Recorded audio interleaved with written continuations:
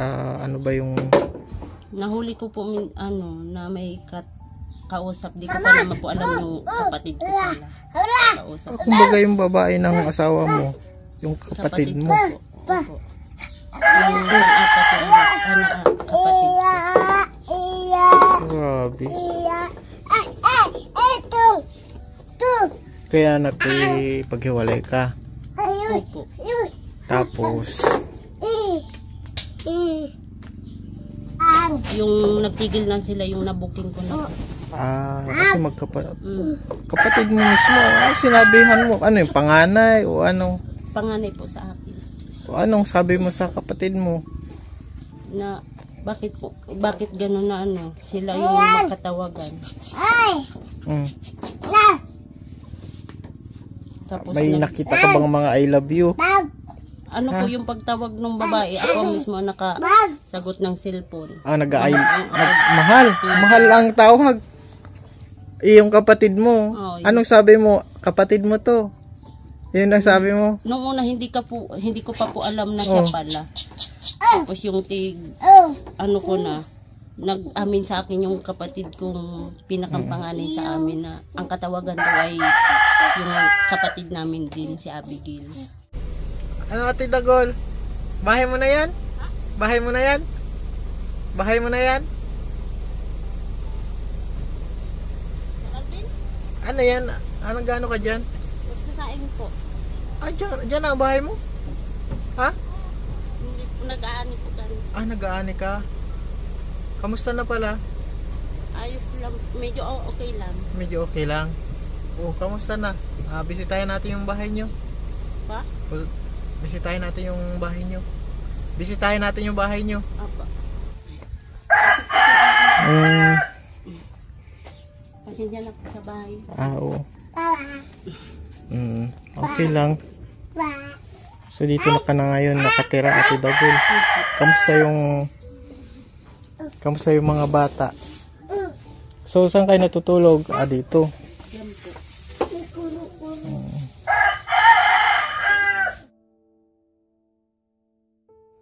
Kamusta na po, Ate Dagol?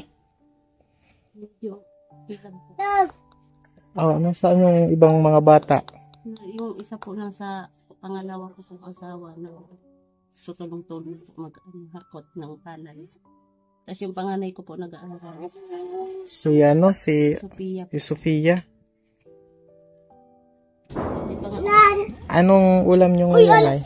Wala pa po. Wala pa. Kala ko nag-ano kayo doon, may trabaho kayong doon sa Kami nagluluto. Kumbaga Tuyo. ano lang yung nyo, ano lang ba yung makukuha nyo doon sa Bigas po. bigas lang?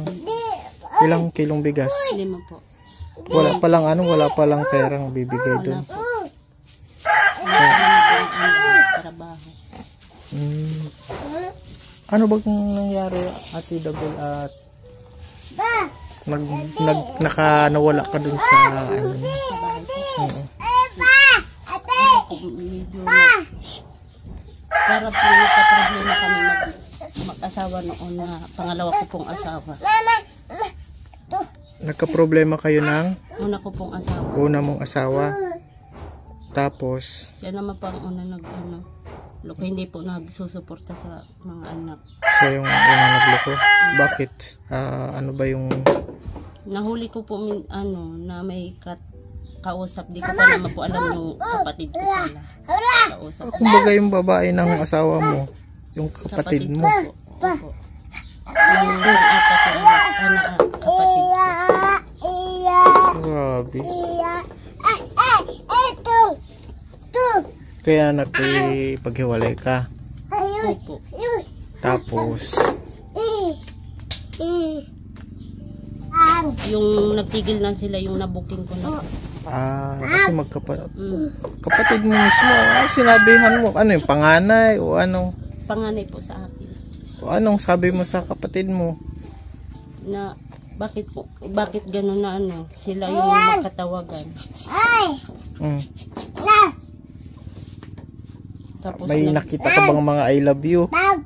Ano po yung pagtawag ng babae, ako mismo nakasagot ng cellphone. Mahal ang tawag. Yung kapatid mo. Anong sabi mo? Kapatid mo to. Yun ang sabi mo. Nung una hindi ko pa po alam na siya pala. Tapos yung ano ko na, nag-amin sa akin yung kapatid kong pinakampanganay sa amin na ang katawagan daw ay yung kapatid namin din, si Abigail.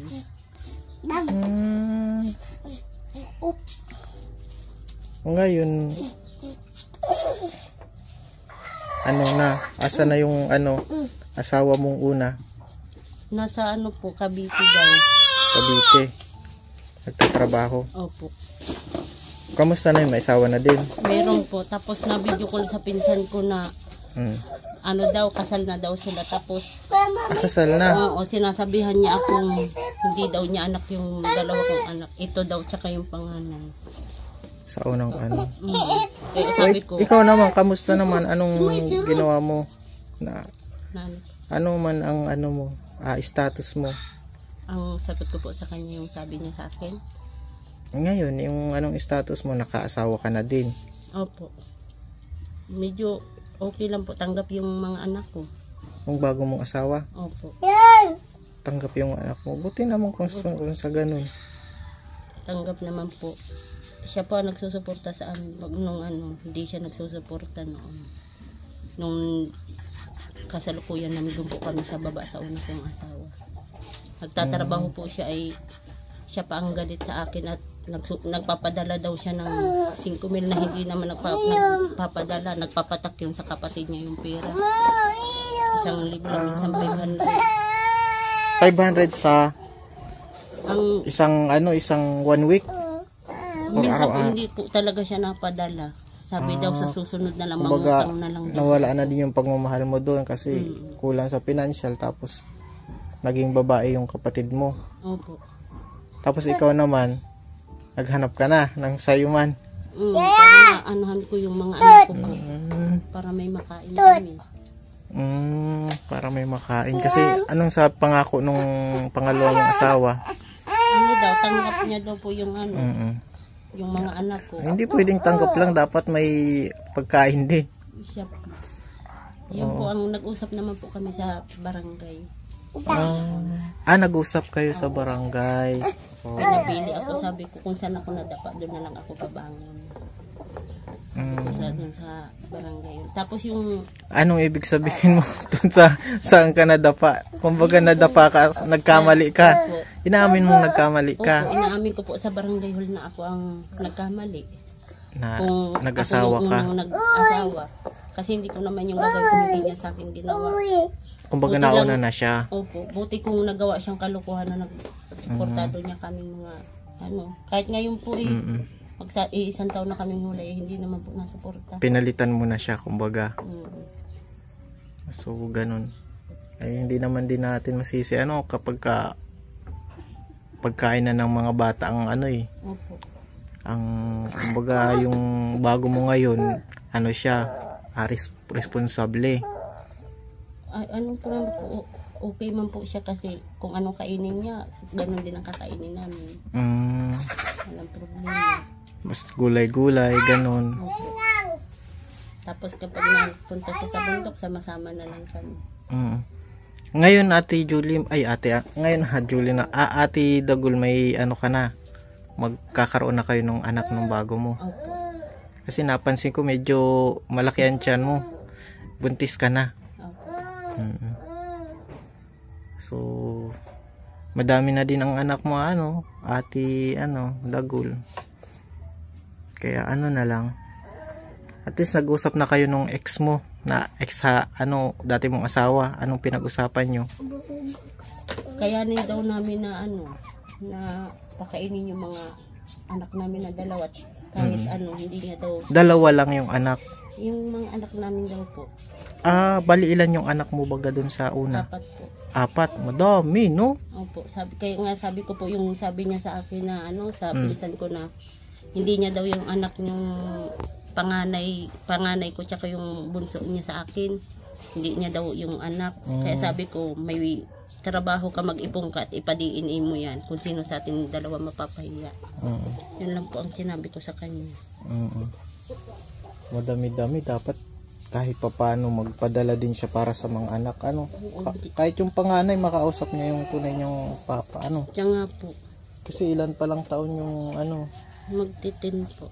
10 years old, tapos meron ka pa sa tiyan. Ano? Yan na yun sa bago. Opo. Kakayanin mo ba, Ate Dagul? Nani po. Ang bumangon. Sabi mo pag... Opo. Kapag ganun din siya sa isa ay wala din. wala, matigil na ako kung ganun lang parati. Sa dati. Pero parang mas honest itong Mas isa. okay man. Opo. Isa dun sa... Sabi daw baga sa una lang ang sweet. Hindi naman po. Hindi naman. Ano lang, tunay na pagmamahal ang sikreto. Ano? At pag-uunawaan.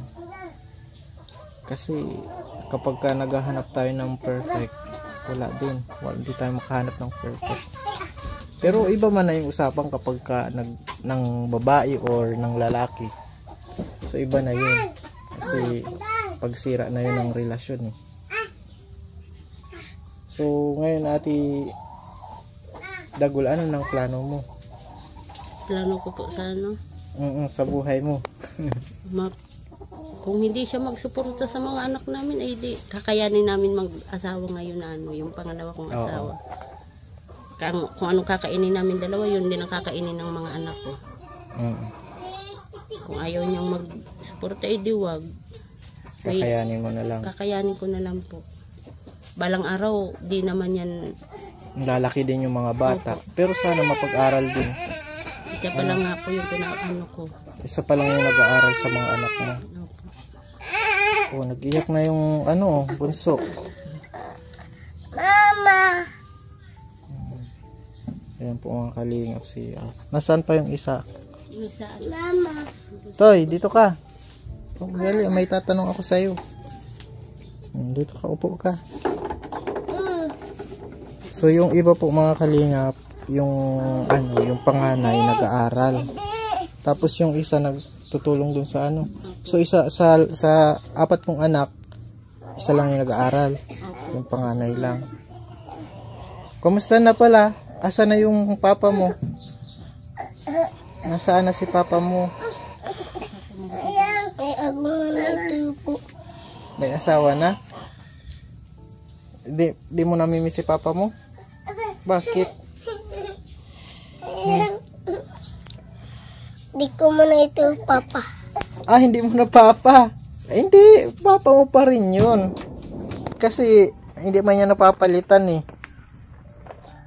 Ang asawa pwedeng palitan, pero ang mama at Papa, hindi. Papa mo pa rin yun. Tawagan mo pag naglaki-laki ka. Kaya po si Sister Alvin nakasabi siyang gano'n kasi yung pagbalik ko noon sa kanya na nasa Batangas ko, nakita niyang binugbog ako. Kaya sabi ng yung baga si Alvin na nagkabalikan kami ulit. Iniwang kami barabasta doon sa Manuka na walang paalam. Walang binigay na pagkain man lang. Yung farmhead doon yung katiwala baga Sir Alvin nagtulong sa amin, nagbigay ng pamasahe, kaya malaking tulong din po kayo. Opo, malaking tulong na may nagtulong po sa amin na kahit para makauwi. Opo, kahit mahirap din po sila na katiwala lang sila kahit nakarampot yung pera nila, tinulungan pa po kami. Binigyan po kami pamasahe. So kaya pa nakita ngayon, Ate, kasi may nakapagsabi din sa akin na yung sa barangay, di ba, nagbarangay kayo. Ang sabi daw nung asawa mo ay tatanggapin ka daw ulit. Sabi po nung una, tatanggapin niya daw ako. Yung nagbalik ako sa kanya, ba't ganun yung nangyari? Sabi niya alang-ala sa mga anak namin, nagbalik ka. Tapos ang nangyari, binugbog naman ako doon, tapos walang tigil na pagsusumbat. Tapos sinabihan niya akong parang lang daw ako, yung nagtikim ng iba, ganon. Hindi, parang inanuhan ko lang din daw siya. Sinuputan. Yung Sir Alvin po bagang tig-anuhan, yung parang nagbalos daw ako sa Naganti. Nagganti. Ginantihan mo. Sabi ko, ibig sabihin, totoo yung mga hinala ko, hindi lang yung totoo talagang naging kayo ni Ate Abigail. Hindi na po siya nag-imik. Tapos mga ilang araw, doon na niya ako binugbog. Sabay takas siya sa manukan. Pinabayaan ka din. Pinabayaan po kami. Ang dala ko po So, ng anak 3. So ngayon, tapos nagbalik ka dun sa Opo, tinanggap niya po ako. yung asawang pangalawa. Opo. Grabe ang nangyari sa buhay mo, Ate Dagul. Siya nga po. Ang daming kwento. Tapos ngayon, bata ka pa lang. Ilang taong ka na, Ate Dagul? Ano po, 29. Oh, bata ka pa. 29 years old ka pa lang. Dapat na din yung anak mo, no? Medyo madami na. Ano lang, magsimba-simba lang. Nakakapagsimba ka pa? Kasi, minsan po, pag napapadaan lang po akong sarado ang magsimba ka. simbahan na na lang po ako ng Kila this guy, di ba minsan nasimba? Magsimba ka, Ate, para yung isip natin, hindi puro kanegatibuhan ang nangyayari. Kasi, nagsabi baga ng Bible, walang pagsubok na binigay ang Panginoon na hindi natin kayang lampasan. Diyan nga po. Kaya magsimba ka, Ate Dagul, para yung Malampasan isip ko po mo. ang problema. Oo, tsaka mapalitan din yung puro problema natin, yung ano ng buhay mo. May isipin mo, ano ng buhay ko, ganito na nangyari. Para mapakinggan mo yung mga pangako ng Panginoon. Ate Dagul. So ngayon ako, ang ibibigay ko naman lang yung kaya ko lang na mula sa channel ko. Pero pag may nag-sponsor naman, mas maganda. Pero pag lumaki ang channel natin, mas maganda. Kasi malaki din may bibigay. Kung ngayon, Ate Dagul, magbibigay ako para sa bigas, mga bata. Para may pagkain kayo. Lalo yung mga bata. Tsaka buntis ka pati, Ate Dagul. Kaya, kailangan din ng nyo. Ate Dagul, mula sa channel natin, pambili nyo ng bigas. Maigi, Sir Alvin, na bumalik po kayo uli. Maraming salamat po talaga. Pray lang lagi. Yan yung inaano natin. Yung abot ng makakaya baga natin. Malay natin, pala rin tayo ng Panginoon. Makabigay tayo ng mas malalaki pag lumaki na yung channel natin. Sana nga po. Alang-ala sa mga anak. Sa mga anak ko po. Malaking tulong na po, Sir Alvin, yung binigay mo sa akin. Importante kasi may bigas eh. Opo. Kasi dito naman, mabilis lang naman ang mga ulam. May maaani tayong mga yung natong, pako, langka, papaya, Yung pong puso, tsaka langka. puso. Nakuha po ako dito, binibinta ko po. Binibenta mo. Opo. Napaalam naman po sa may-ari. Tapos may mga nyug naman, pwede naman Ang bigas, di baling may bigas eh.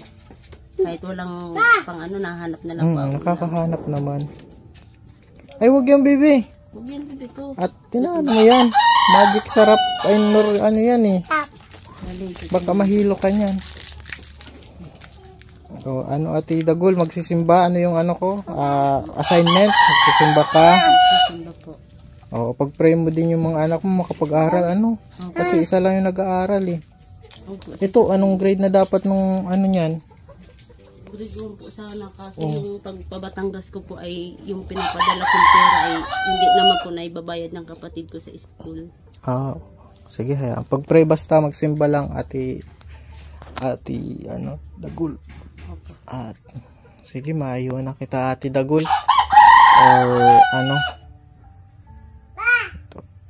Or hatid ko kayo dun sa ulit kasi doon kayo kakain Sige.